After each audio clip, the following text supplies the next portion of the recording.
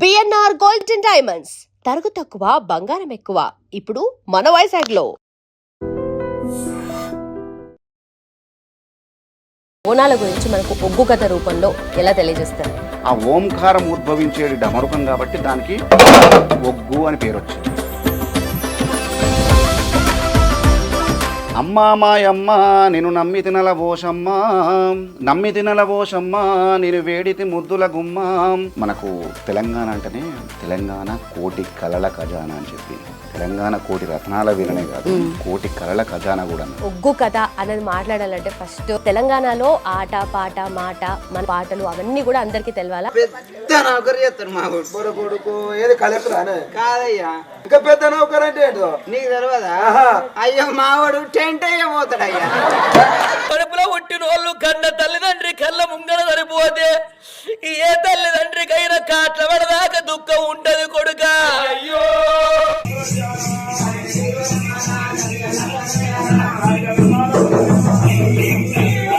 మా తాతలు ఎట్లయితే పూలల్లో పెట్టి కళారూపాన్ని మాకు అందించారో మేము బంగారంలో కాకుండా మేము కూడా పూలల్లో పెట్టి నెక్స్ట్ జనరేషన్కి అందించవచ్చు.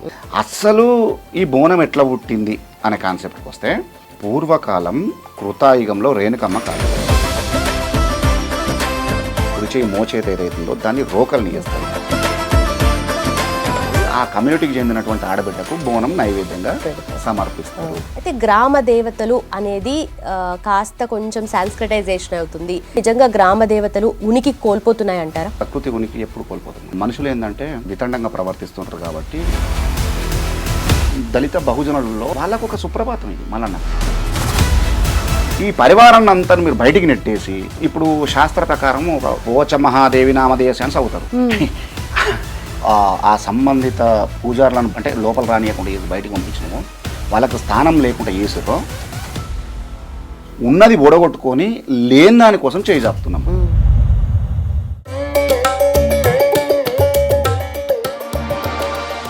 నమస్కారం, ఎట్లున్నారు? చాలా బాగున్నాను, అందరికి క్షణార్థి. అయితే మన తెలంగాణలో ఆట పాట మాట మన తెలంగాణ సంస్కృతి సాంప్రదాయం అన్నీ కూడా కళ రూపంలో ముందు తరాలకి వెళ్తున్నాయి. ఇప్పుడైతే బోనాలు కూడా జరుగుతున్నాయి కాబట్టి మీరు ఒగ్గు కథ రూపంలో అండ్ ఒగ్గు కథను ఉపయోగిస్తూ బోనాలకి సంబంధించిన విషయాలు మాకు తెలియజేయాలి. అండ్ ముఖ్యంగా బోనాలు ఎలా స్టార్ట్ అయ్యాయి అండ్ దాని స్పెషాలిటీ ఏంటి, ముందుగా దాని గురించి మాట్లాడదాం.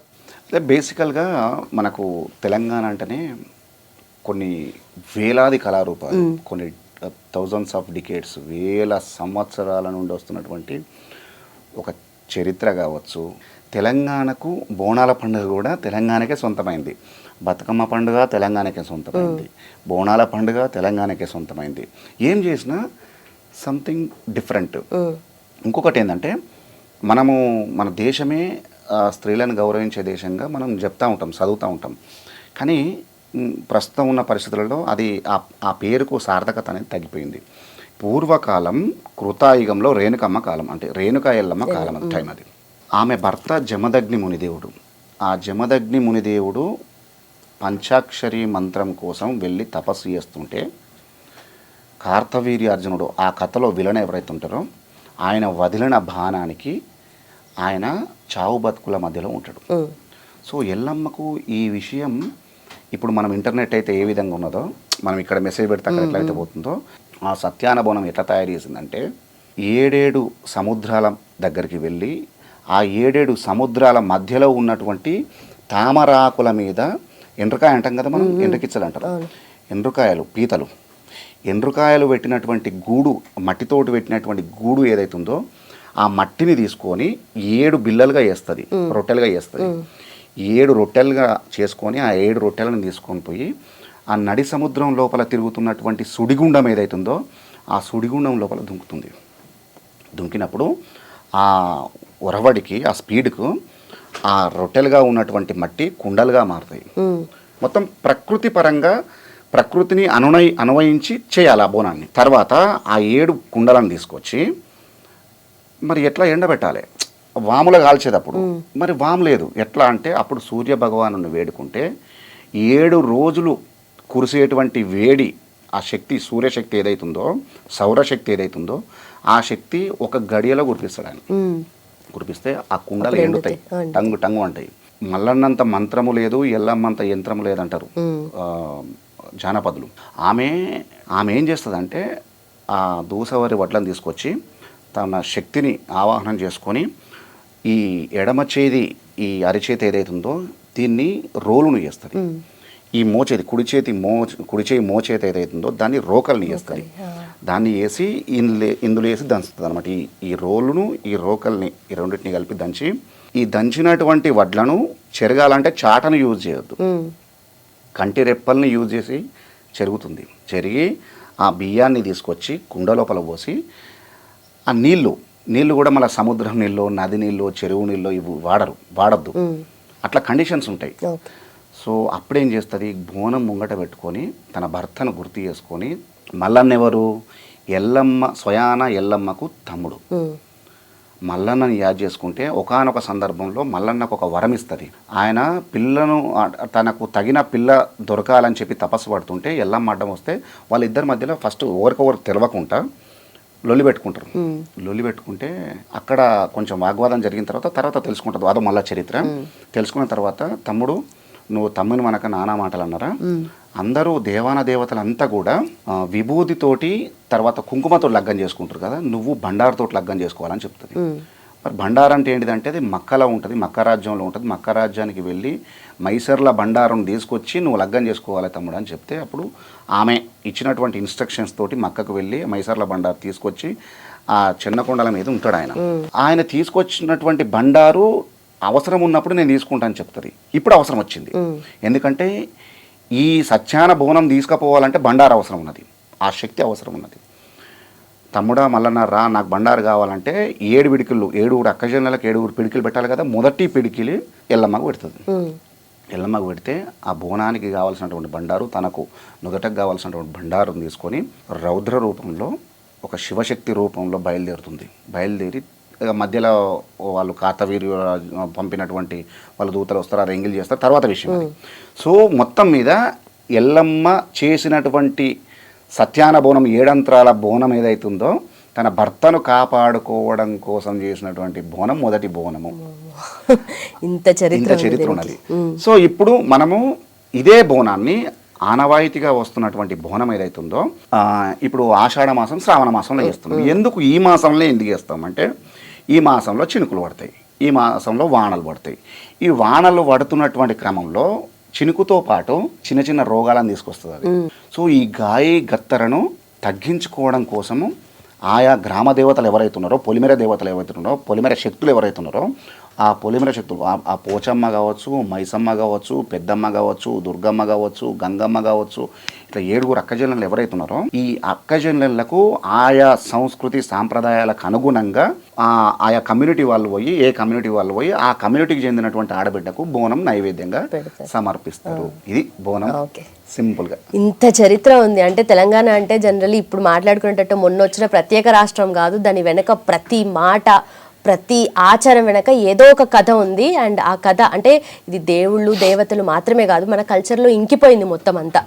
సో అది ఒక రకమైనటువంటి అస్మితమ్మ, అంటే వెళ్ళిపోయింది. అది చాలా వరకు మనము పొడగొట్టుకుంటున్నాం. మన భాషలో చెప్పాలంటే మనకు మనంగా స్వయంకృతంగా పొడగొట్టుకునేటువంటి ఒక విధంగా చెప్పాలంటే దౌర్భాగ్యం అది. బట్ ఇంత కళారూపాలు కూడా ఇవన్నీ కూడా ఒగ్గు కథ అంటే ఒగ్గు కథ మీరేదో చేస్తున్నారని కాదు, కానీ ఒగ్గు కథనే మిమ్మల్ని చూస్ చేసుకుందేమో అన్నట్టుగా అయిపోయింది. మీరు వాట్సాప్లో కూడా స్టేటస్ అది చూసాను నేను, కింద క్యాప్షన్ ఒగ్గు కథ మిమ్మల్ని చూస్ చేసుకుంది అన్నట్టుగా, బాన్ ఫర్ ఒగ్గు కథ అని చెప్పి. అయితే దీన్ని మనం బోనాల గురించి చెప్పారు, ఇంకా చాలా విషయాలు ఉన్నాయి మాట్లాడుకోవాల్సినవి. బట్ బోనాల గురించి మనకు ఒగ్గు కథ రూపంలో ఎలా తెలియజేస్తారు?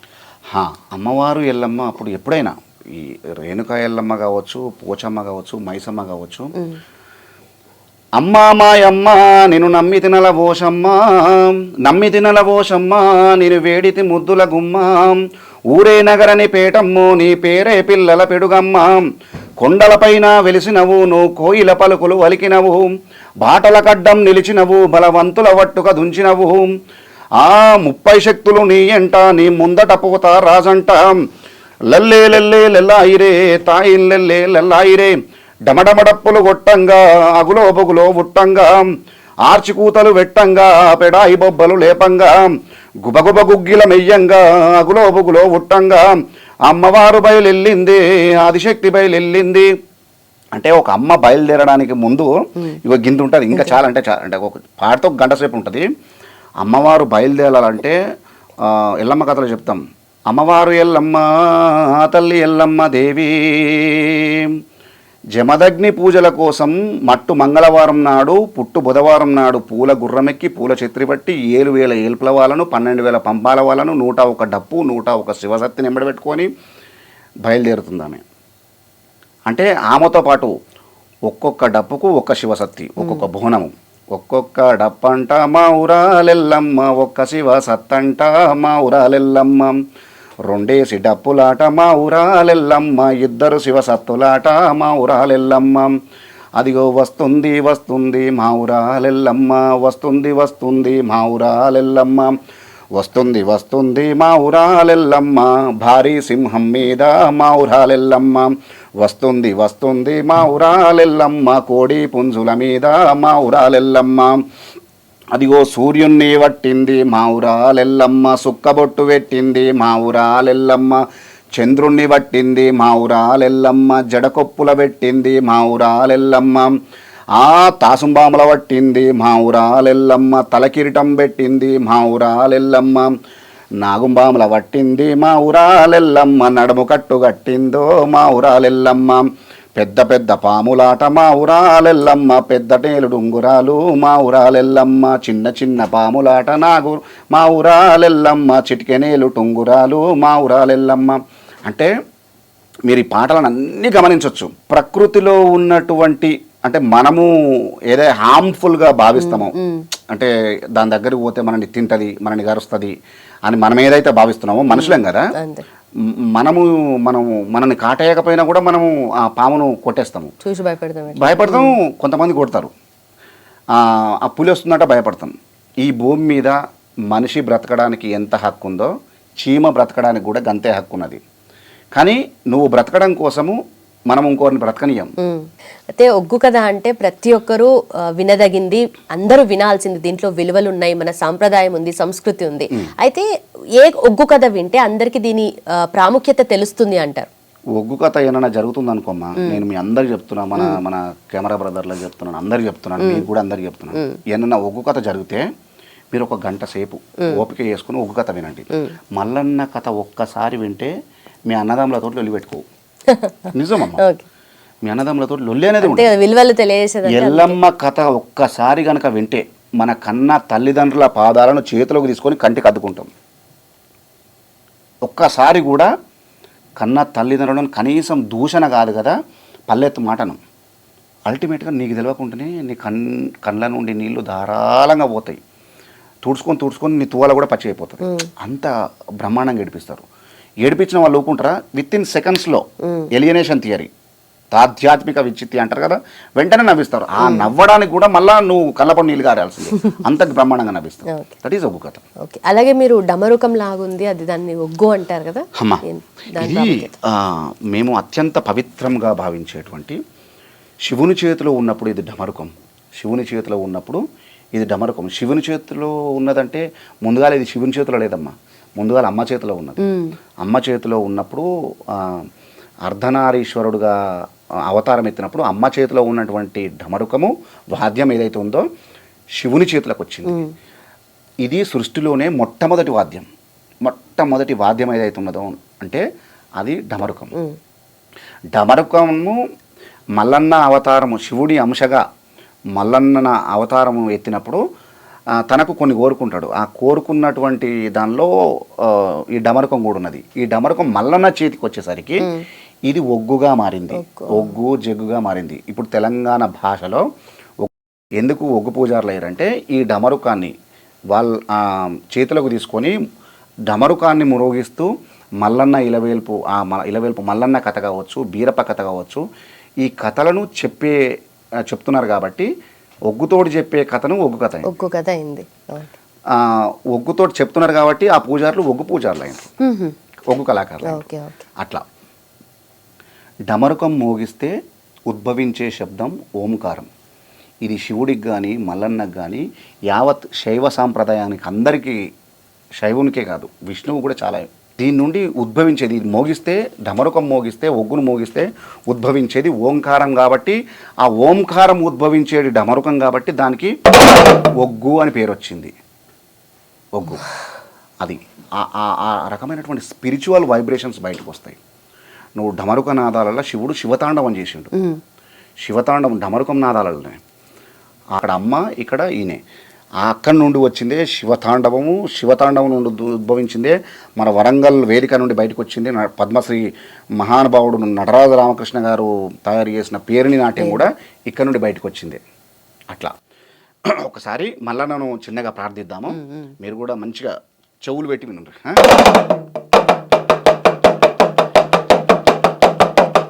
శివ శివ నీలకంఠ శివ నీలకంఠ మార్తాండ మైలారు లింగ మహాయలకోటి ఎలకోటిగే అయ్య సల్ల సల్లని వాడవు రాజమల్లయ్యో సాయమే రావల మైలారుడా సల్లబాండు వల్ల రాజమల్లయ్యో లింగమైన వస్త మైలారుడా లింగమైన వస్త రాజమల్లయ్యో నిత్యడుకుందో మైలారుడా చంగమైన వస్త రాజమల్లయ్యో తినబేడుకుందో మైలారుడం అరుణాయిలేను దేవుడవయ్యో సూర్యుడకుములే లింగామం పెదపనం గుల్లల్ల రాజమల్లయ్యో పేరణ దేవుడో మైలారుడం ఐలేని గుల్లల్ల రాజమల్లయ్యో ఆనందపరడో మైలారుడం కౌరెల్లి గుల్లల రాజమల్లయ్యో కోలాట కాడో మైలారుడం ఓదల గుల్లల రాజమల్లయ్యో ఉయ్యారి కాడో మైలారుడం శివ శివ నీ పూజ రాజమల్లయ్యో సత్యగించే ఎల్ల మైలారుడం హరహర నీ పూజ రాజమల్లయ్యో హారతిచ్చే వేల మైలారుడం ఏదుల బండారు రాజమల్లయ్యో ఎగజమయ్య అల్లాయ మైలారుడం భక్తుల బండారు రాజమల్లయ్యో మునిగొడ జిమ్మేవు మైలారుడం పన్నుల బండారు రాజమల్లయ్యో పైజమయ్య అల్లాయ మైలారుడం పుట్టడు బండారుతో రాజమల్లయ్యో పూజల ఏతో మైలారుడం. ఇది అంటే మీరు ఇంట్లో కూడా గమనించండి. మీరు కూడా ఒగ్గు రవి గారు అంటే ఉత్తగా మాట్లాడరు, ఉస్తాద్ ఒగ్గు రవి అంటారు. అంటే ఈ కళారూపంలో మీకు అదొక అద్భుతమైన బిరుదు. అయితే మీకు ఫస్ట్ ఇంట్రెస్ట్ ఎలా స్టార్ట్ అయింది? ఒగ్గు కథ అంటే మీ పేరు చెప్పంగానే అందరికీ గుర్తొచ్చే ఒక ఒగ్గు కథ మా కోసం. బేసికల్గా రవి అంటే ఎవరు గుర్తుపట్టరమ్మా. ఈ భూమి మీద చాలామంది రవిలు ఉన్నారు. మీరు ఇంతకుముందుకు ఒక క్వశ్చన్ అడిగారు కదా, మిమ్మల్ని చూజ్ చేసుకుంది అని చెప్పి ఒగ్గు కథ. నేనేమంటా అంటే చాలామంది ఏమంటారంటే కోడి కూర్చుందిరా తెల్లారింది అంటారు. కానీ లాజిక్ ఏంటంటే తెల్లారితేనే కోడి కూస్తుంది అన్న విషయం మనకు అందరికీ తెలియదు. సో ప్రకృతిని మేలుకొల్పేటువంటి శక్తి కోడికి లేదు. ప్రకృతి మేలుకున్న తర్వాత కోడి కూస్తుంది. చిన్న లాజిక్ గుర్తించేది అంతే. నేనేమంటా అంటే కళారూపం అనేది చాలా గొప్పది. నేను ఉన్నా నేను లేకున్నా కళారూపం బ్రతికుంటుంది. చాలామంది అంటారు నేను లేకపోతే కళారూపమే లేదంటారు. నేను ఒప్పుకోను. నేను ఒక మైల్ స్టోన్ మాత్రమే, చిన్న మైల్ స్టోన్ మాత్రమే. నేను వచ్చినా, నేను కష్టపడ్డా, నాకు కష్టపడ్డంత కీర్తి ప్రతిష్టలు అన్నీ కూడా కళారూపం నాకు ఇచ్చింది. నేను కళారూపానికి ఏమి ఇవ్వలేదు. నేను పెంపొందిస్తున్నారు కదా ఇప్పుడు, ఎవరికి తెలుసు. నేను అదే చెప్తున్నాను. నా పక్కన ఒగ్గు ఉంటే నేను ఒగ్గు రవిననే తప్ప నేనేదో నేను చేయబట్టికే నేను పుట్ట ముందుకున్నది, నేను చనిపోయిన తర్వాత కూడా ఒగ్గు ఉంటుంది. కానీ మీరైతే నిజంగా అంటే ఒగ్గు కథనే నమ్ముకున్నారు, దాన్నే కళారూపకాన్నే చూస్ చేసుకొని బ్రతుకుతున్నారు. కానీ ఇప్పుడు మీ తాత ముత్తాతల నుండి మీకు వచ్చింది, మీ నుండి నెక్స్ట్ జనరేషన్కి ఇది క్యారీ ఫార్వర్డ్ అవుతుందా అంటే దానికి ఏం చెప్తారు? ఎందుకంటే మన కళారూపాలు ఎప్పుడు కూడా దాన్ని రాయడమో లేదంటే ఏదో ఒక ఫామ్లో స్క్రిప్ట్ వైజ్గానో ఎప్పుడు పొందుపరచలేదు. ఒకరి నుండి ఒకరికి అది క్యారీ ఫార్వర్డ్ అవుతుంది. మౌఖిక సాహిత్యం అంటే మీరు అడిగిన క్వశ్చన్ చాలా గొప్ప క్వశ్చన్ అమ్మా అది. ఎందుకంటే వారధి అనేది, ఫర్ ఎగ్జాంపుల్ చెప్తున్నాను, ఒక నది యువతల బాధ ఉంటుంది, అవతల బాధ ఉంటుంది, రెండు సైడ్లు ఉంటాయి. యువతల వాళ్ళు అవతలి పోవాలన్నా, అవతల వాళ్ళు యువతలు రావాలన్నా ఒక వారధి కావాలి. సేమ్ ఫార్మాని ఇక్కడ మనం ఇక్కడ పెడితే మా తాత నుండి మా నాయన వాళ్ళు, మా బాబాయ్ వాళ్ళు తీసుకున్నారు. మా బాబాయ్ల నుండి మళ్ళీ మేము తీసుకున్నాం. మా నుండి నెక్స్ట్ జనరేషన్కి వెళ్ళాలంటే వారధిగా నేను ఉండాల్సిందే. నేను కాకుండా నాలాంటి వాడు ఎవడన్నా వాడు ఉండాల్సిందే. వారధిగా మనుషులు లేనప్పుడు కొన్ని రోజులు స్తబ్దత. వారధిగా ఉన్నప్పుడు చాలా చక్కగా మా తాతలు ఎట్లయితే పూలల్లో పెట్టి కళారూపాన్ని మాకు అందించారో, మేము బంగారంలో కాకుండా మేము కూడా పూలల్లో పెట్టి నెక్స్ట్ జనరేషన్కి అందించవచ్చు. అందించాలంటే ఓపిక కావాలమ్మా. ఫస్ట్ కళారూపం నేర్చుకోవాలన్నా కూడా ఓపిక కావాలి. ఎంత ఓపిక తెలుసా? ఈ భూదేవికి ఉన్నంత ఓపిక కావాలి. ఇప్పుడు మరి మీరు వారధిగా ఉంటున్నారా? ఎలా చేస్తున్నారు? 29 ఏళ్ళు అదే చేస్తున్నారు ఇప్పుడు నెక్స్ట్ జనరేషన్కి. ఎందుకంటే ఇప్పుడు మీకున్నంత ఓపికనో లేదంటే ఇంత సహనంతో మీరు నేర్చుకున్నారు, దాన్ని ముందుకు తీసుకెళ్ళడానికి చాలా కష్టపడుతున్నారు. బట్ నెక్స్ట్ జనరేషన్ వాళ్ళకి తీసుకోవడానికి రెడీగా ఉన్నారు. మేము అదృష్టవంతులం. ఈ జనరేషన్ చాలా అదృష్టవంతులు. ఎందుకంటే చాలా చూసినాం. ఒకప్పుడు పెద్దలు ఏం చెప్పేదంటే ఎప్పుడు పుట్టినావు నువ్వు, ఎప్పుడు పుట్టినావు నాయనమ్మ, లేకపోతే ఎప్పుడు పుట్టినావు తాత అంటే స్కైలాబ్ పడేట వరకు ఒక 15 ఏళ్ళు ఉండొచ్చు అంటాడు. స్కైలాబ్ పడ్డది కదా, అప్పటి వరకు నాకు తెలివి వచ్చిందిరా అనేది. దాన్ని ఎగ్జాంపుల్గా తీసుకునేది, ఒక మైల్స్టోన్గా తీసుకునేది. ఒకప్పుడు విద్య నేర్చుకోవాలంటే ఖచ్చితంగా గురువు చెప్పితేనన్నా వినాలే, లేకపోతే గురువుతోటి ప్రయాణమన్నా చేయాలి. అయితే మీరు చెప్పినట్టుగా ప్రతిసారి కూడా ఒకరు నేర్చుకున్నప్పుడు ఒకరి నుండి ఇంకొకరికి క్యారీ ఫార్వర్డ్ అయినప్పుడు వాళ్ళు దాన్ని ఇంప్రూవైజ్ చేయడము, లేదంటే కొత్త విషయాలు దాంట్లో జోడించడం, ఇవన్నీ జరుగుతుంటాయి కదా. అంటే ఎప్పటికప్పుడు కొత్త కొత్త రూపం చూస్తుందంటారా? అట్లా కాదు, కొత్త కొత్త రూపం అని కాదు. ఇప్పుడు ఫర్ ఎగ్జాంపుల్ గంగా ప్రార్థన ఉన్నదమ్మా, గంగా ప్రార్థన ఉన్నది. గంగను శరణు శరణు మహయంభారాణి శాంభవీరాణి శంభావీరాణి కరుణజోడు మముగన్న తల్లి గంగా భావాని గణకల్పవల్లి. ఇది గంగా పాట. కానీ ఈ రాగము ఒకప్పుడు లేదు. ఒకప్పుడు ఎట్లుండనంటే శరణమ్మ మహాపాలి శంభవీరాని శాంభవీరాని కారణించు ధోనకొండ గంగారావమ్మ దేవి మాయమ్మ అని చెప్పి ఆ ట్యూన్లో ఉండే. పట్టు మూటాలు గట్టి పాలేరు మీద పాలతోటి పూజలు కొన్న పరమా కళ్యాణి పాకీర్తి గంగా. ఎన్ని పాలు వచ్చినాయి లెక్క పెట్టిందా? నీలి మూటాలు గట్టి నీలేరు మీద నీళ్ళతోటి పూజలు కొన్న నీలవేణివమ్మో నీలదాక్షివమ్మ. ఎన్ని నీళ్ళు వచ్చినాయి లెక్క పెట్టు. 6 వచ్చినాయి కదా. గంగా ప్రార్థన కాంచెలి మొదలు పెడితే మంగళం పాట వరకు కూడా ఇదే ప్రాస ఉంటుందమ్మా. ప్రాస అని వాళ్ళకి తెలియదు, కానీ ప్రాస అద్భుతమైన ప్రాస దాగున్నది. ఇంకొక విషయం చెప్పాలా, ఇందులో ఒగ్గు కథ చెప్తుంటే తదేకంగా చెవులు నిక్కబెట్టి ఇట్లా వినడానికి గల కారణం ఏంటంటే ఆ రాగాలు ఒకవైపు అయితే గొలుసు మాటలు అనే ఒకటి ఉంటాయి. ఇప్పుడు గంగపాట మొత్తం చెప్పినా 1 hour పాడిన అనుకో, గంగపాట భావాన్ని మొత్తం ఒక సెంటెన్స్లో చెప్తారు వాళ్ళు.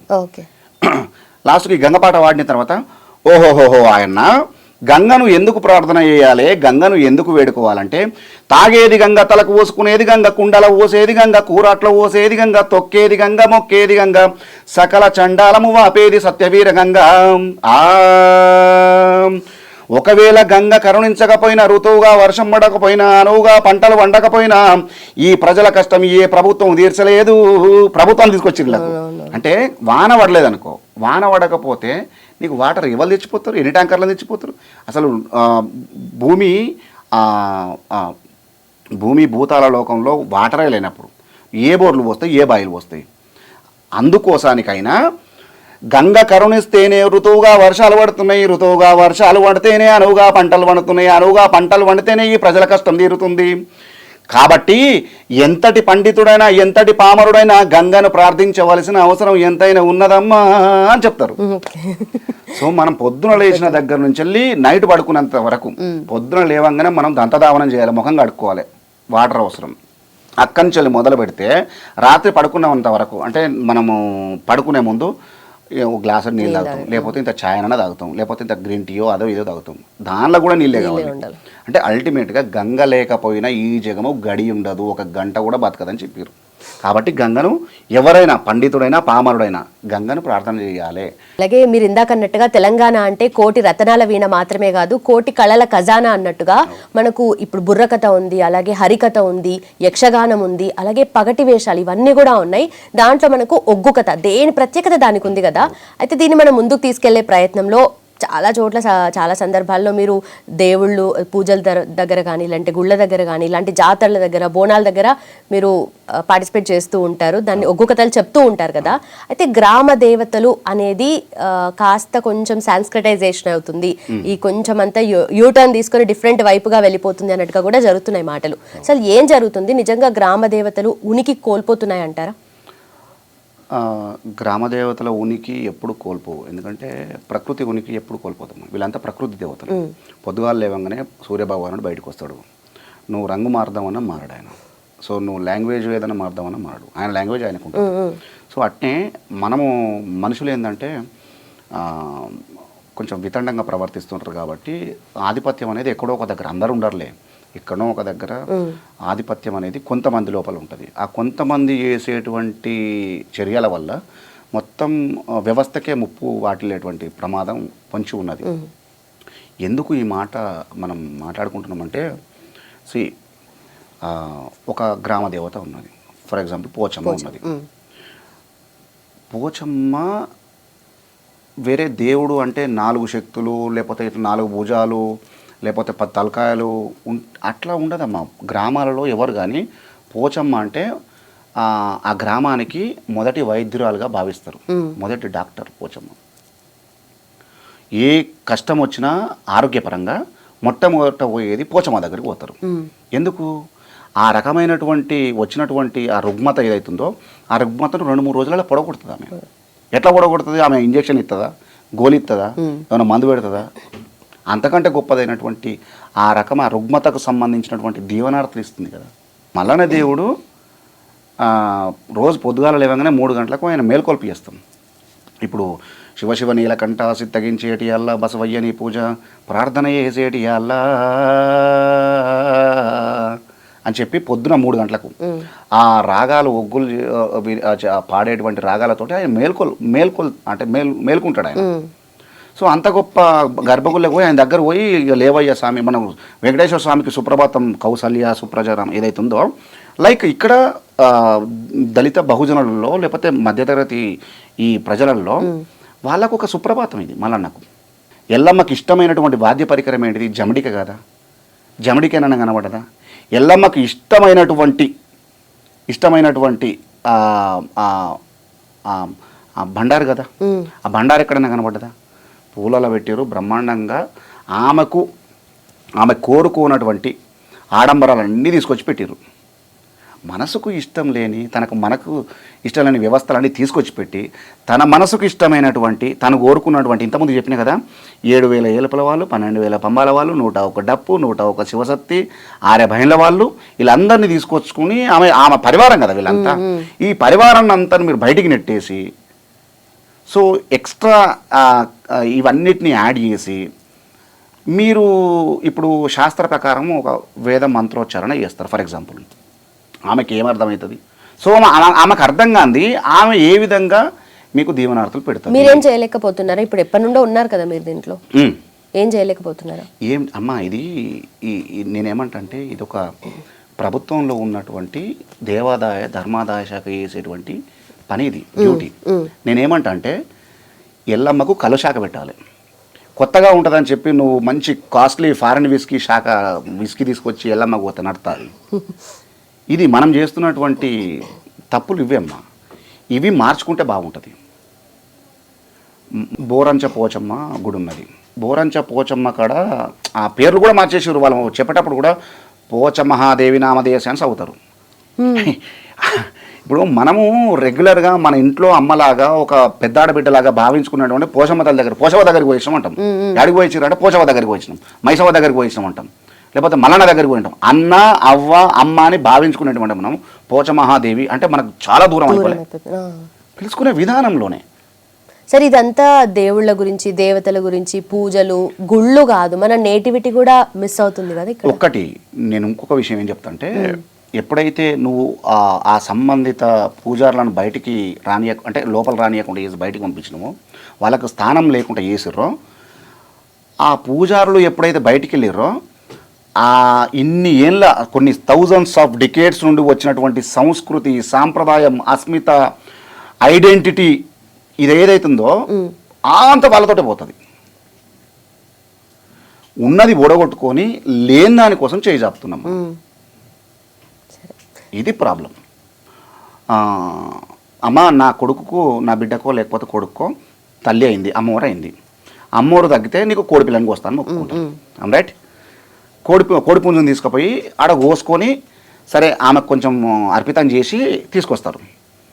ఇప్పుడు తల్లి అయితే కోడిపిల్లను కోసుకుందాం అనుకున్నటువంటి ఈ రోజులలో అక్కడ శ్రీచక్ర ప్రతిష్టాపనలు చేశారు. ఎక్కడైతే బలి జరిగే చోటున శ్రీచక్ర ప్రతిష్టాపన చేయాలనేటువంటి ఆలోచన ఏదైతుందో అదే మొదటగా తప్పు. శ్రీచక్రం గొప్పదమ్మా, వీ రెస్పెక్ట్ చాలా గొప్పది, మహిమాన్వితమైంది. నేను నమ్ముతా, నువ్వు నమ్మాల్సింది, అందరు నమ్మాల్సింది. కానీ ఎక్కడుండాలనో అక్కడ ఉండాలి. కానీ తీసుకొచ్చి పోచమ్మ దగ్గర పెడతా, బలులు జరిగే చోటన పెడతా. నేను ఇప్పుడు ఎల్లమ్మ దగ్గర పెట్టిర్రు. ఎల్లమ్మ దగ్గర ఇప్పటికీ నువ్వు శ్రీచక్రం పెట్టినావు, భక్తులంతా వచ్చి మేకపోతులు తీసుకొచ్చి ఆడ చూయించుకొని తీసుకొని పక్క పోయి కోసుకుంటారు. అంటే ఇప్పుడు శ్రీచక్రము బలంగా ఉన్నట్టేనాడా? శ్రీచక్రాన్ని ఎవరు అవమానిస్తున్నారు? ఇప్పుడు ఎవరు అవమానిస్తున్నట్టు? ఆ బలం లేకుండా చేస్తున్నది ఎవరు? రేపు పొద్దుగాల ఎల్లమ్మ సాంప్రదాయం ఏంటిది అంటే బుక్లో చదువురా అంటారు. మల్లన్న సాంప్రదాయం పట్టణ సాంప్రదాయం ఏంటారా పుస్తకాలు చదువురా అంటారు. ఇప్పుడు నువ్వు అది కోల్పోయినావంటే వీళ్ళు గుళ్ళు కోల్పోయారంటే వాళ్ళ జీవితం పోయినట్టే కదా. వాళ్ళ జీవితం పోయినట్టయితే ఈ ఒగ్గును తీసి చిలుకోయకో లేకపోతే అటుకు మీద వేస్తారు. పని లేనప్పుడు ఏం చేస్తారు? అంతే. వాళ్ళు కూలికో నాలికో బత్తాయిలో లేకపోతే ఇప్పటికీ చాలామంది కళాకారులు శ్రేష్టమైనటువంటి లబ్ధ ప్రతిష్ఠులైనటువంటి కళాకారులు పూజారులు అంతా కూడా తన పనులను వదులుకొని పాలకూరలు అమ్ముకుంటూ బత్తాయిలు అమ్ముకుంటూ స్టవ్ పొయ్యిలు శారదకథ కళాకారులు అయితే మరీ వాళ్ళ వాళ్ళ వాళ్ళ జీవనం అయితే చెప్పరానటువంటి పేదరికానికి వెళ్ళిపోయారు. ఇది వ్యవస్థ చేస్తున్నటువంటి తప్పిదం. ఏ ఒక్కరినో నేను వేలెత్తి చూపించడం లేదు. ఇక్కడ వ్యవస్థనే తప్పిదం చేస్తుంది. కాబట్టి మనం కళ్ళు తెరవాలి.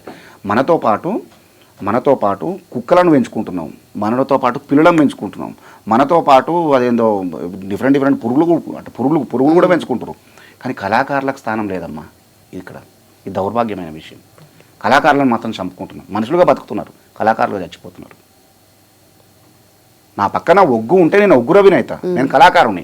నా పక్కన ఒగ్గును తీసేసే ఇక నాకు బువ్వ దొరకలేదురా నాయన, నాకు బట్టలు కొన్నామన్నా నా పిల్లలకు చదువులకు కూడా దొరకలేదు అని చెప్పినప్పుడు నా పక్కన ఒగ్గును తీసేసుకుంటా. చౌదరపల్లి డాక్టర్ రవికుమార్ చౌదరపల్లి అని పెట్టుకుంటా. ఎవడాడు అంటే కళాకారుడు చచ్చిపోయినట్టే కదా, మనిషిగా బతుకున్నా.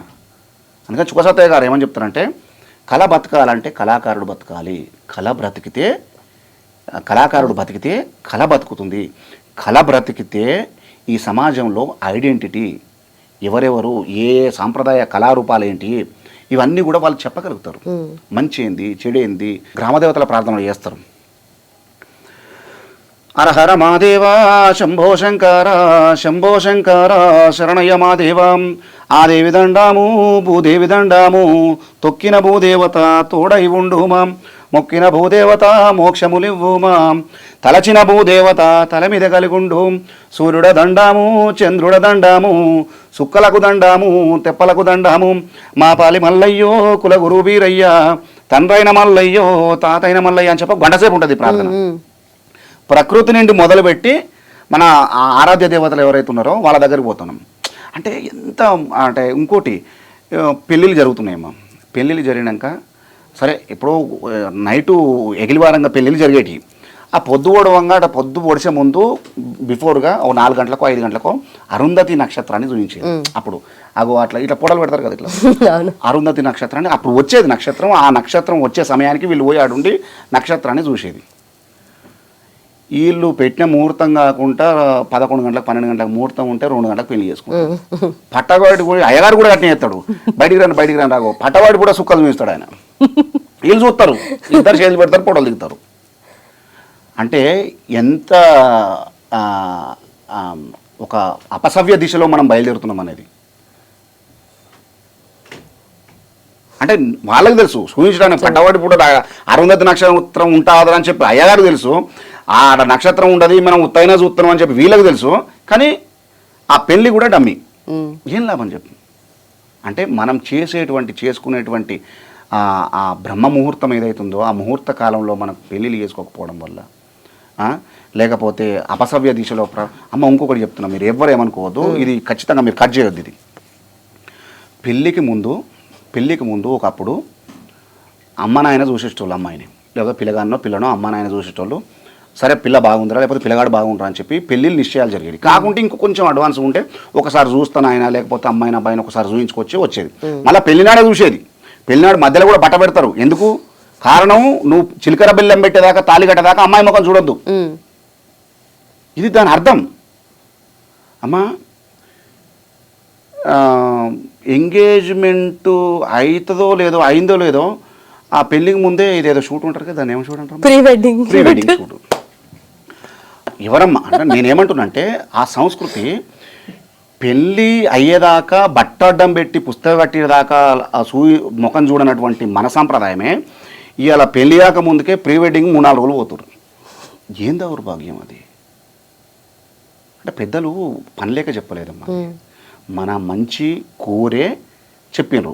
పెళ్ళి అయితే ఏం కాదు, సరే పెళ్ళి అయితే అట్లా అట్లా పోవడమే తప్పు. ఫస్ట్ వీళ్ళు ఎట్లా తోలిస్తారు, తల్లిదండ్రులు ఎట్లా తోలిస్తారు, వాళ్ళు ఎట్లా పోతారో నాకు తెలియదు. కానీ సరే పెళ్లి దాకా వస్తే అక్కడ పెళ్లి దాకా రాకముందుకే ఆగిపోయినటువంటి వ్యవస్థలు చాలా ఉన్నాయి. ప్రీ వెడ్డింగ్ షూట్ జరిగిన తర్వాత ఇప్పుడు ఎవరు నిందించాలి? తప్ప ఎవరు దనాలి? పిల్లలు దనాలన్నా, తల్లిదండ్రులు దనాలన్నా, ఎవరు దనాలి? ఇది మనం గమనించుకోవాలమ్మా. అంటే అపసవ్య దిశలో మనం తిరగవద్దు. కృతాయుగంలో రేణుకా ఎల్లమ్మ తల్లి కార్తవీర్య మహారాజు చేత శీలభంగానికి గురి కాబడ్డది. తత్కారణంగా ప్రయత్నం చేసిండు ఆయన. చేస్తే తత్కారణంగా ఒక్కడు చేసినటువంటి క్షత్రియ వంశంలో కార్తవీరుడు ఒక్కడు చేసినటువంటి తప్పుకు పరశురాముడు ఎదిగిన తర్వాత తన గండ్ర గొడ్డలి చేత క్షత్రియ వంశస్థులు ఎంతమంది ఉన్నారో కృతాయుగం అయిపోయి కొస వరకు కూడా ఎక్కడ క్షత్రియుడు ఉన్నా తెగ నరుకుంటూ వచ్చిండు. మళ్ళీ లాస్ట్కి ఎవరు మిగిలిరు? దశరథ మహారాజు ఒక్కరు మిగిలిండు. ఆయన అనంతరం వచ్చింది మళ్ళీ రాముడు, ఆ తర్వాత క్షత్రుడు మళ్ళీ ఉన్నారు. అంటే ఒక్కడు చేసిన తప్పుకు స్త్రీల భంగం చేయాలనుకున్నప్పుడు గంత మోసం జరిగింది. తర్వాత కృతయుగం అయిపోయిన తర్వాత త్రేతాయుగంలో సీతమ్మను చెరబట్టడానికి రావణాసురుడు ప్రయత్నం చేసిండు. ఒక్కడు చేసిన తప్పిదమే కదా. రావణాసురుడు ఒక్కడు చేసిన తప్పిదానికి రావణాసుర యుద్ధం జరిగింది కదా. యుద్ధం జరిగి రాముని చేతిలో మొత్తం రావణాసురుని వంశం ఏదైతుందో సర్వసుందరమైనటువంటి ఆ లంక రాజ్యం ఏదైతుందో రాజ్యం వినాశనం మొత్తం జరిగింది కదా ఒక్క సీతమ్మను చెరబట్టబోయి. ఓకే,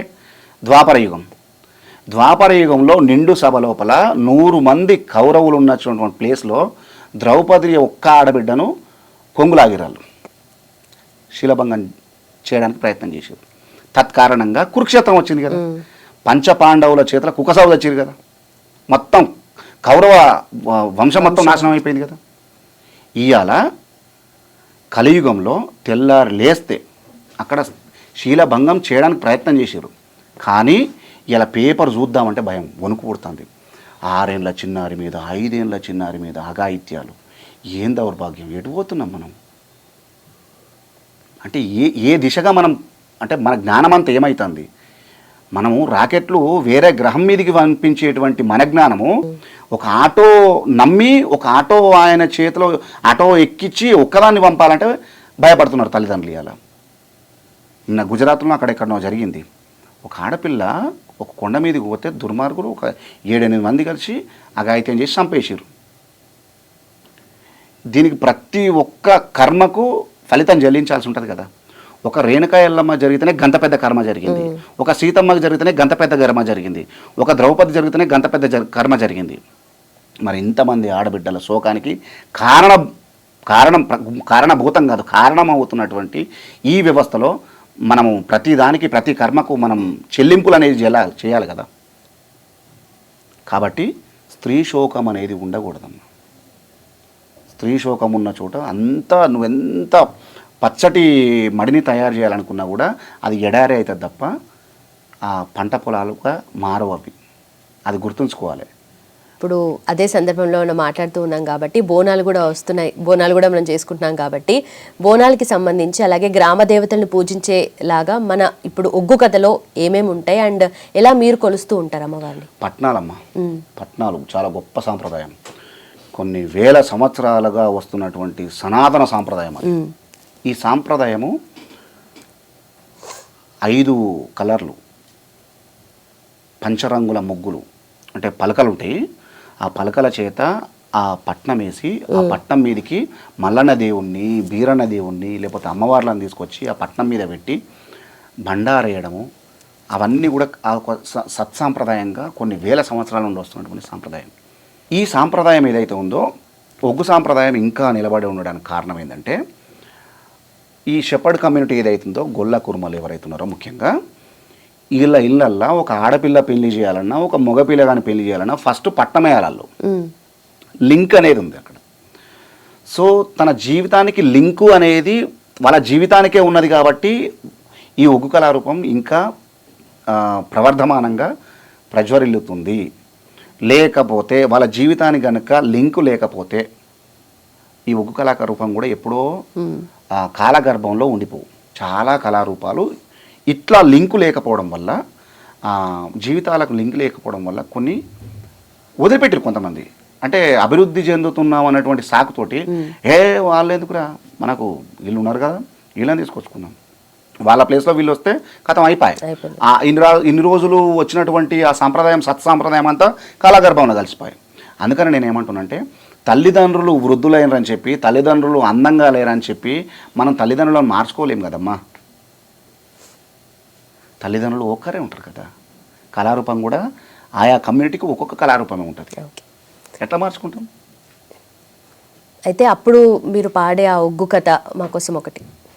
మనకు మాంకాలమ్మ మనం బీరప్ప పండుగ చేసేటప్పుడు మాంకాలమ్మను స్తుతించేటువంటి ఒక చక్కటి పాట రాసిండు ఆయన, పెద్ద ఆయన. ఆదికి మొదలుగా ఓంకారమ్మున ఆదిశక్తివై పిండాండంబులం ముగ్గురు మూర్తుల సృష్టి చేసియా మూలము తెలిపిన లోకమాతవు కాళీమాంకాళిమాయమ్మ ఓ జగదాంబ ఓ జగన్మాతనిను భక్తితోడ ప్రార్థించుచుంటినమ్మా. అవని మొదలుకొని ఆకాశంబున అష్టదిక్కులను నవకండంబులం సూర్య చంద్రులను సృష్టి చేసియా ముల్లోకంబుల నేర్పరించినవు కాళీమాంకాళిమాయమ్మ ఓ జగదాంబ ఓ జగన్మాతనిను భక్తితోడ ప్రార్థించుచుంటినమ్మా. దుష్టరక్కసుల దృంచుట కొరకై భీమ పరాక్రమ భీకర రూపిణి చండికాంబత్రి శూలవేణివై అవని లోపల అబుగులు చూపినవు కాళీమాంకాళిమాయమ్మ ఓ జగదాంబ ఓ జగన్మాతనిను భక్తితోడ ప్రార్థించుచుంటినమ్మా. వస్త్రయుగ్మ యజ్ఞోపవీతములు పట్టుమూట జరుతారు వస్త్రములు సల్వటద్దముల సన్నపురవికలు కనకదుర్గని కానుకలివిగో కాళీమాంకాళిమాయమ్మ ఓ జగదాంబ ఓ జగన్మాతనిను భక్తితోడ ప్రార్థించుచుంటినమ్మా.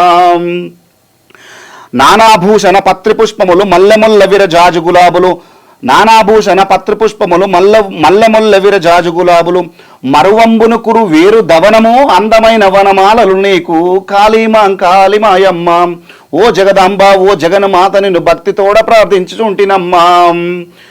మంగళగౌరికి మంత్రిపుష్పములు అంగనమనులు ఆలాపింపగా సుగంధ పరిమళ నొదట తిలకములు శాంభవేని మమ్మాదరింపుమా కాళీమాంకాళిమాయమ్మ ఓ జగదాంబ ఓ జగన్మాతనిను భక్తితోడ ప్రార్థించుచుంటినమ్మా. ఆయ్ కలకత్తులో నేను కాళీ అందురు బొంబాయిలో మా అమ్మాయి అని అందరు లస్కరులో కాళీ అందరు నమ్మిన వారికి ఇమ్మై ఉన్న కాళీమాంకాళిమాయమ్మ ఓ జగదాంబ ఓ జగన్మాతని భక్తితోడ ప్రార్థించుచుంటినమ్మా. ఇది అంటే ఎంత ఎంత అద్భుతమైనటువంటి వచనాలతోటి ఆయన అమ్మవారిను 41 రోజు సుఖసతయ్య గారు ఆవాహనం చేసుకుని దొడ్డిలో బర్ల కొట్టం ఉంటుంది కదా, బర్ల కొట్టంలో అమ్మవారిని నిలుపుకొని ఒక రూపాన్ని నిలుపుకొని అంకాలమ్మకు 41 రోజులు ఉపాసన చేసి అద్భుతంగా ఆ పాటను రాసిండు. ఒక పాటనే కాదు, అద్భుతం, ఇంకా చాలా పాటలు ఉన్నాయి. అయితే అందరికీ ఇప్పుడు కరెక్ట్ అయ్యే విషయంలో, అంటే ప్రభుత్వం గురించి కావచ్చు, ఇప్పుడున్న సొసైటీ కండిషన్స్ని బట్టి కావచ్చు, ఒగ్గు కథ ఆ రూపంలో చెప్పాల్సి వస్తే ఏం చెప్తారు? ప్రభుత్వం గురించి చాలా ఎన్నికలలో చాలా రకాలుగా పాటలు పాడినాము. తెలంగాణ ఉద్యమం గురించి పాటలు పాడినాము. తెలంగాణ ఉద్యమానికి ఒగ్గు కథకి చాలా ప్రత్యేక అనుబంధం ఉన్నది. ఒగ్గు డోలుకు అనుబంధం ఉన్నది. ఇవాళ ఉన్నటువంటి నాయకులు వేదికలు నెక్కి మాట్లాడిరంటే ఆ జన సమీకరణ అంతా చేయగలిగింది వీళ్ళు కదా. ఒగ్గు కళాకారులు కావచ్చు, డప్పు కళాకారులు కావచ్చు, జండిక కళాకారులు కావచ్చు, ఈ వాద్య పరికరాలను మోగించుకుంటూ ఆ కళాకారులు బయటకు వచ్చిర్రు, ఉద్యమంలో నేరుగా పాల్గొన్నారు కాబట్టినే కదా ఇవాళ ఉన్న నాయకులందరూ కూడా వేదికలకి మాట్లాడగలిగారు. కానీ బిహైండ్ ద స్క్రీన్ వెనుక ఉన్నటువంటి వీళ్ళ కష్టాన్ని మర్చిపోవద్దు. ఫైనల్లీ మా అందరి కోసం ఒక ఒగ్గు కథ అందరికీ యూజ్ అయ్యేది, ఎందుకంటే ఆ మాట పాట దాంట్లో ఒక నెరేటివ్ స్టైల్ ఉంటుంది, అందరికీ తెలియజేసే ఒక కథ ఉంటుంది. ఆ రూపంలో ఏం చెప్పాలి? రైట్. ఇప్పుడు అమ్మవారి రూపం గురించి వర్ణిస్తారు ఒగ్గు కళాకారులు. బీరప్ప దేవుడు మాంకాలమ్మ మేడ దగ్గరకు వచ్చి అక్కా మాంకాలని కూతలు పెడతాడు. తమ్ముడి మాటలు విన్నటువంటి అక్క 7 ఏళ్ల నాడు సబలక్ష మంద కాపలు పోయిన నా తమ్మునికి ఏమి ఆపద కలిగిందని చెప్పి అమ్మవారు మాంకాలమ్మ ఎడవన 7 మంది, కుడిన 7 మంది, 7 14 మంది దాసి కన్యలు విలయ వింధ్యామనులు చేస్తున్నారు. అమ్మవారి రూపం ఎట్లుందంటే 20 చేతుల వీర మాంకాలి 12 చేతుల పాకీర్తి మాంకాలి పోసిన కాసె పురి విప్పలేదు 4 భుజములు శంఖము చక్రము గదావన మాల పద్మము ధరించిన మాంకాలమ్మ 7 మేడల్ల ఎండి మేడల్ల టుంగుటుయ్యాల మీద కూర్చొని ఉన్నది. ఎడవన 7 మంది కుడిని 7 మంది 14 మంది దాసి కన్యలు విలయ వింధ్యామనులు చేస్తూ ఉన్నారట అని చెప్పి అమ్మవారి రూపం. ఒక అమ్మను కీర్తించాలంటే నేను ఎందుకు అమ్మనే ఎక్కువ కీర్తిస్తా అంటే అమ్మను మొక్కితే వరాలు తొందరగా ఇస్తుంది. నువ్వు మన ఇంట్లో కూడా నాయన అడిగితే పైసలు తొందరగా ఇయ్యడు. అదే అమ్మ దగ్గర పోయి అమ్మ నాయన పైసలు ఇస్తాడంటే దాచుకున్న డబ్బులన్నీ ఇస్తుంది లాస్ట్కు. అందుకని చాలామంది అమ్మ కీర్తనలు ఎక్కువ చేస్తారు. రైట్. శాంభవి గంభీర భైరవి దేవి జగదంబ నీదు మహిమలెన్నంగా నిజముల తరమగున జనని వీరగోల ఒక చేత వీరము ఒక్క చేత పసుపు కంచుడు ఒక చేత పద్మమొక్క చేత ఆ గావు పిల్ల ఒక చేత ఘటము ఒక్క చేత అమ్మవారు నీదు మహిమలెన్నంగా నిజముల తరమగునా. ఒక డైలాగ్ చెప్పిండు. అంటే అమ్మవారి లోపల ఎన్ని శక్తులు ఉంటాయి అనేది ఆ పాటల వైపు చెప్పిండు. ఒక అంటే తమ్ముణ్ణి ఒక భగవాని పట్టణం పంపించేటప్పుడు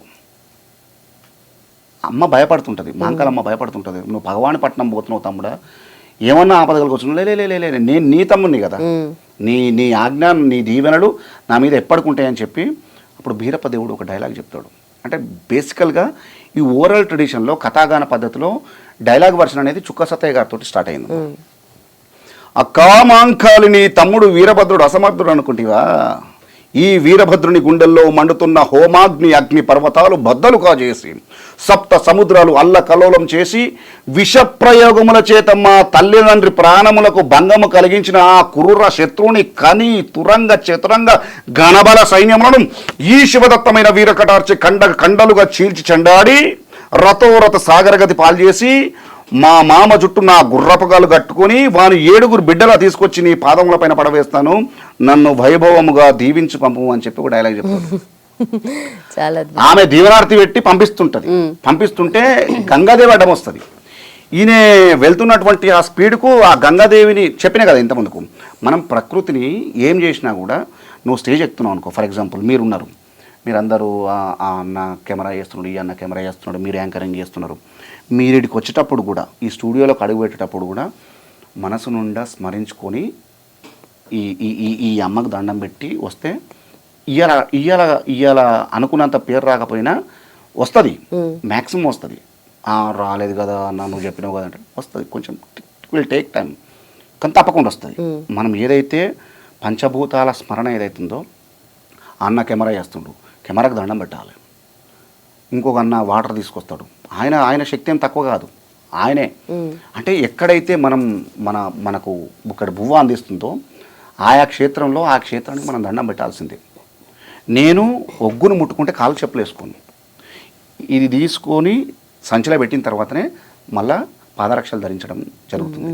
అంటే అంత పవిత్రంగా భావించగలగాలి, అంత గొప్పగా అంత భక్తితో మీరు చూస్తున్నారు కాబట్టి. నేనే కాదు, మనం ఎవరైనా అట్లే ఉండాలి. సో డాక్టర్లు మీరు గమనించారా, ఇంకొక విషయం కూడా చెప్తాను. డాక్టర్లు అయితే విద్య ఎంబీబీఎస్ ఎండీలు ఎంఎస్ చేస్తారు కదా, వాళ్ళు సర్జరీ చేసేటప్పుడు ఆ బ్లేడ్కి దండం పెడతారు. ఇది గమనించవచ్చు మీరు.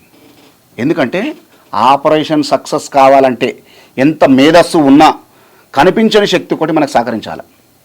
కొండంత ప్రతిభే కాదు, గోరంత అదృష్టం తోడుగాలంటారు కదా, ఆ అదృష్టం కనిపించని పవర్ ఇస్తుంది మనకు. సైంటిస్టులు ఉంటారు కదా, మన రాకెట్లు ఇస్రో సైంటిస్టులు కానీ వాళ్ళందరూ వాళ్ళు రాకెట్ ప్రయోగం చేసేటప్పుడు వాళ్ళ ఇష్టమైన దేవుడు మన తిరుమలకు పోయేస్తారు. లేదు, అంత ప్రయోగం జరుగుతున్నప్పుడు ఇక కౌంట్ డౌన్ స్టార్ట్ అవుతుంది కదా, 10, 9, 8, 6 అంటారు కదా, అంటున్నప్పుడు అంతా ఊపిరి బిగబెట్టుకొని లాస్ట్కి ఇటు కొత్త చేతులు. అంటే కనిపించని దైవానికి ఎవరైతే ఉంటారో వీడికి వస్తారు సైంటిస్టులే కదా, మరి వాళ్ళ దగ్గర విద్య ఉన్నది కదా, సత్వం ఉన్నది కదా, మరి ఇదేందుకు నమ్మకం? అంటే ఒక నమ్మకం, బిలీఫ్. దేవుడు ఎక్కడో లేడు, ఎక్కడ చూసుకుంటే అక్కడ ఉంటాడు. కాబట్టి ప్రతి పని చేసే ముందు మనం మంచి చేయకపోయినా పర్లేదు, ఎస్పెషల్గా ప్రకృతికి. నేను ప్రకృతి గురించే పదే ఎందుకంటున్నానంటే ప్రకృతి విధ్వంసం, స్త్రీ శోకం, ఈ రెండు ఎక్కడైతే జరుగుతాయో అక్కడ పచ్చదనము, వాళ్ళకు ఆనందము ఇవి ఏముండవు. కన్నీళ్ళు, శోకం తప్ప ఏముండవు. ఎప్పుడైతే స్త్రీ శోకానికి గురి కాకుండా ఆనందంగా, ప్రకృతి మాత కూడా ఆనందంగా ఎప్పుడుకుంటుందో మానవ సమాజం కూడా మంచిగా ఉంటుందని చెప్పి గురువు గారు చెప్పారు. మన మాధ్యమం ద్వారా నేను కూడా అదే చెప్తున్నాను. రైట్ సార్, నిజంగా చాలా థ్యాంక్ యూ సో మచ్ అసలు. ఎందుకంటే ఇప్పుడు బోనాలు జరుగుతున్నాయి, ఇంతకన్నా గొప్ప గెస్ట్ నేను తీసుకురాలేకపోయాను. తప్పకుండా మీరు వచ్చారు. అసలు నిజంగా బోనాల గురించి, ఒగ్గు కథ గురించి, మన తెలంగాణ సంస్కృతి సాంప్రదాయం, ఆట పాట మాట అన్నిటి గురించి మాట్లాడినందుకు, అలాగే మీ భక్తితో మీరు ఎంత అయితే కళని పెంపొందిస్తున్నారో అలాగే దాన్ని మీరు ముందుకు తీసుకెళ్తున్నారో మళ్ళీ కూడా చెప్తున్నా, నేను పెంపొందిస్తలేను. బట్ నిజంగా ఇప్పుడు మీరే లేరనుకోండి, మీరన్నారు వారధిగా ఒకరు ఉండాలి. మరి వారధిగా మీరు ఉన్నారు కదా. జస్ట్ అంటే నేను అదే చెప్తున్నా, నేను వారధిగానే ఉన్నా తప్ప నేనుంటే కళ ఉన్నదని కాదు. నేను కళారూపం నేర్చుకోవడం వల్ల మీరు ఒక వారధిగా కొనసాగిస్తున్నారు కాబట్టి అది కూడా నిండు నూరేళ్ళు చల్లగా ఉంటుంది. థ్యాంక్ యూ సో మచ్ అండి.